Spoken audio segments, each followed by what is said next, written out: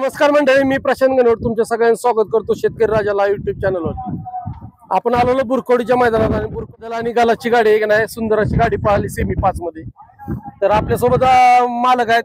कसं नियोजन वगैरे झालं त्यांचं, बरंच जुना बैल आहे, त्याचे थोडासा इतिहास पण त्यांच्या. दादा नमस्कार. नमस्कार सर. आपली ओळख करून द्या की. सर मी राहुल फौजी, शिरस्वस्ती खटाव. थोडासा पहिल्याविषयी इतिहास सांगा. बैल बराच जुना बैल आहे आता. बैल हा आहे दशरथ शेठ मधने शिरस्वस्ती खटाव यांचा आणि दिलीप जॉकी यांचा.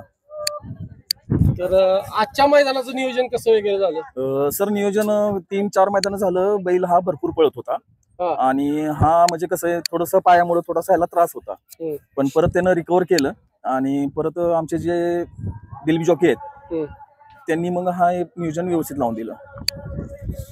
आणि बैलाचा इतिहास म्हणायला गेलं तर वय किती असेल बैलाला? 7 वर्ष बैलाचा इतिहास. म्हणजे एवढं वय झालं ते अजून ती धमक आहे तालुक्यात आणि जिल्ह्यात तर या बैलाचं नाव चांगल्या पद्धतीने घेतलं जातं. गालास आणि दिलीप ड्रायव्हर म्हणले की हा म्हणजे काय म्हणतात त्याला, मुलगा आणि बाप ह्या गोष्टीवर सुद्धा मी सहमत आहे. फौजी आज तुमचं नाव 2 गाड्या पळाल्या आहे का नाही? कोणत्या गाड्या? एक तर आपली विठ्ठल फौजी आमचे जे मित्र आहेत, हा. आमचा एक म्हणजे मी आर्मी पर्सन आहे हा. आणि आमचा एक फौजी ग्रुप आहे. तर फौजी ग्रुप मध्ये आमचे कसे सगळे फौजी आम्ही इन्क्लूड आहेत. तर मग विठ्ठल फौजींचं माझं म्हणजे 3 वर्षापासून चांगले संबंध आहेत. मग ते पण बऱ्याच दिवसापासून म्हणत होते की बाबा कसं कसं काय नियोजन करायचं, काय करायचं. म्हटलं चला आपण करूया काहीतरी. मग आज योग आलेला. मग 5-7 दिवस झालं आमचं ट्राय चाललेलं. ह्या बैलासाठी पण एक नियोजन मोठं होतं. अजून एक माझ्यापाशी एक बैल आहे, त्याचं पण नियोजन चांगलं करायचं होतं, पण त्या बैलाला थोडंसं पायाला त्रास झाला आणि विठ्ठल फौजीच्या बैलाचं तर नियोजन आम्ही केलेलंच.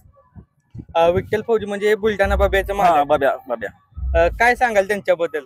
आज आम्ही म्हणजे कसं आहे, आमचा फौजी ग्रुप आहे आणि आम्ही सगळे फौजी एकत्र असतो. म्हणजे आमचा विषय कसा आहे, थोडा फौजी ग्रुप थोडासा वेगळा आहे. म्हणजे एकमेकाला मदत करायचं ही आमचं सहकार्याचं टार्गेट असतं. कुणाचा पण बैल पळू द्यात, म्हणजे आपले जेवढे भरपूर फौजी आहेत, कमलेश फौजी असतील किंवा बाबा आपले वासुदेव फौजी असतील किंवा बाबा बरेचसे असे जेवढे फौजी आहेत ना, आम्ही एकमेकाला मदत करत असतो. किंवा आपले हे पुष्कळचे मेजर असतील, हे आमचं एक म्हणजे एक वेगळा नियोजन असतं ते. आणि तिकडं कसं काय असतं बाबा बैलाचं? आज मैदान आहे, आता ड्युटी वाजता तुम्ही? नाही, मी सध्या रिटायर झालोय सर. 2-4 महिने झाले. पण कसं आहे, बैलगाडी क्षेत्र आपलं म्हणजे जीवाभावाचा खेळ, त्यामुळे ही पहिल्यापासूनच म्हणजे आहे ना, ड्युटीला आम्ही थोडस साईडला करून ह्या क्षेत्रावर थोडंसं जास्त लक्ष देतो. जेवढी म्हणजे बैलगाडी क्षेत्रात जेवढी नादिष्ट माणसं आहेत, फौजी माणसं, आम्ही सगळी म्हणजे ह्या गोष्टीवर थोडस जास्तच हे करतो. गलास बद्दल काय सांगाल? कारण की गलास हा बैल माझा सगळ्यात फेवरेट बैल आहे आणि गलास बद्दल जेवढं बोलावं तेवढं कमी आहे.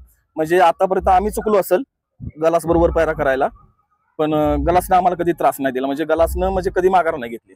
हे अख्या म्हणजे तालुक्याला जिल्ह्याला तर माहितीच माहिती आहे आणि आज त्यानं सिद्ध करून दाखवलं. कारण बंदीमध्ये बी जेवढा बैल बंदीमध्येच फक्त बैल गावला, बिनजोडलाच फक्त. पण बिनजोडला सुद्धा त्यानं म्हणजे ना आपल्या मागडी तात्यांच्या सुंदर बरोबर सुद्धा त्यानं शर्यती केलेल्या आहेत किंवा सोनारपाड्याच्या सोन्या बरोबर सुद्धा बैल पळालेला आहे. म्हणजे सगळ्या बैलांसोबत पळालेला आहे. हा, म्हणजे वाकेश्वरची आपली बैल जेवढी सरदार बिरदार आहे ती सगळ्या बैलांबरोबर बैल पळालेला आहे. चांगल्या नामांकित बैलांबरोबर बैल पळाले. फक्त कसं बिनजोड मध्ये थोडा जास्त गावला. म्हणजे कसं माहिती का, गल्लास म्हटलं की सगळ्यात पहिल्यांदा नाव लागतं दिलीप जॉकीचं. त्यामुळं दिलीप जॉकी म्हटल्यानंतर ते समीकरण सगळं एकच येतं. गल्लास म्हणा किंवा दिलीप जॉकी म्हणा, ते समीकरण एक येतं. फक्त आम्ही कसं आहे, जेवढी आमचा शिरस्वस्तीचा हा सगळा ग्रुप आहे, आम्ही सगळेजण ह्यावर म्हणजे भरपूर मेहनत घेतो. आजच्या मैदान नियोजन कसं झालं होतं बादल सोबत? आजच्या मैदानाचं नियोजन आम्हाला 5-6 दिवसापूर्वीच नॉलेज होतं, पण दिलीप जॉकी म्हटले की आपण पायरा केलाय चांगला बऱ्यापैकी, तर म्हटलं टेन्शन नका घेऊ. म्हणजे त्यांनी नियोजन दिलीप जॉकी नियोजन दिलीप जॉकी करतात. कशी गाडी पळाली आज? सेमीला चांगली गाडी, दोन्ही गाड्या चांगल्या पळाल्या. ती पण गाडी आपली म्हणजे फेवरेट गाडी आहे, बकासूरची गाडी.